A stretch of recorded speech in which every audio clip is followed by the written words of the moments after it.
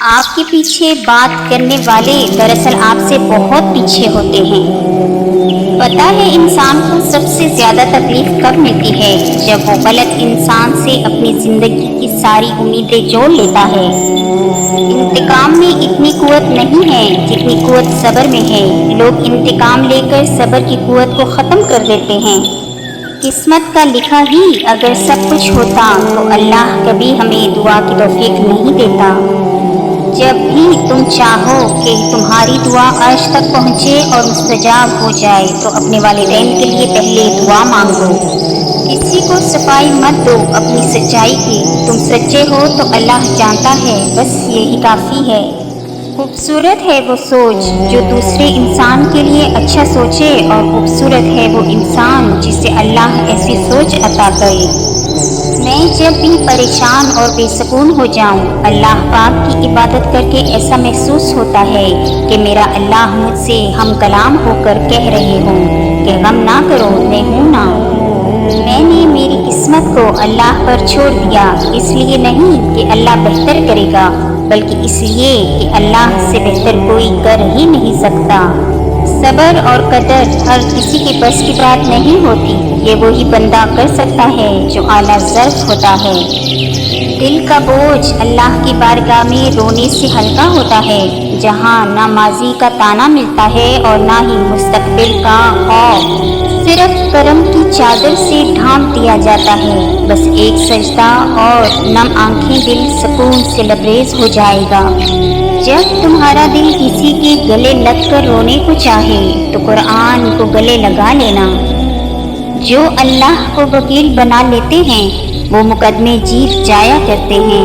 حسبنا اللہ و نعم الوکیل۔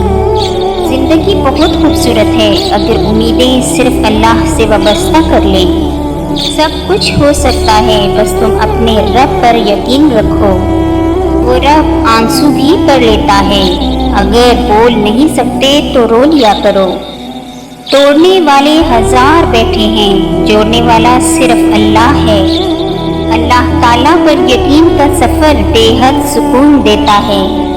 اللہ فرماتا ہے سب کچھ چھوڑ کر اندھا اعتبار کر لو مجھ پر، یقین کرو میں اپنے وعدوں کا بڑا سچا ہوں، اور بے شک اللہ کا ساتھ سب سے بہترین ساتھ ہے، اور بے شک دلوں کا سکون تو اللہ کے ذکر میں ہے۔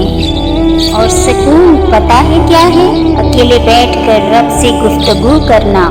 تم مانگو مجھ سے، تمہارا مانگنا اچھا لگتا ہے مجھے، تم کیوں پریشان ہوتے ہو؟ کیا میری قدرت پر یقین نہیں ہے تم کو؟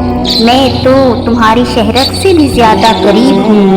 جب تم اپنی ماں کی نیت پر شک نہیں کر سکتے تو اس پر کیسی بے یقینی جو تم سے 70 ماؤں سے بھی زیادہ پیار کرتا ہے۔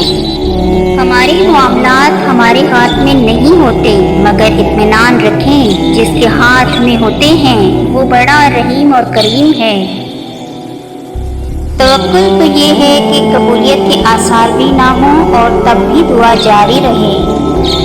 اداس کیوں ہو ہمیں بتاؤ، تمہیں اداسی کی رنجشوں سے رہا کریں گے، اگرچہ ہم جیسے خاکزادوں کی دسترس میں شفا نہیں ہے، تمہارے زخموں کو بھر دیں ایسی دوا نہیں ہے، مگر ہم جیسے خدا پرستوں کی دسترس میں دعائے کن ہیں، تمہارے حق میں دعا کریں گے۔ اداس کیوں ہو ہمیں بتاؤ۔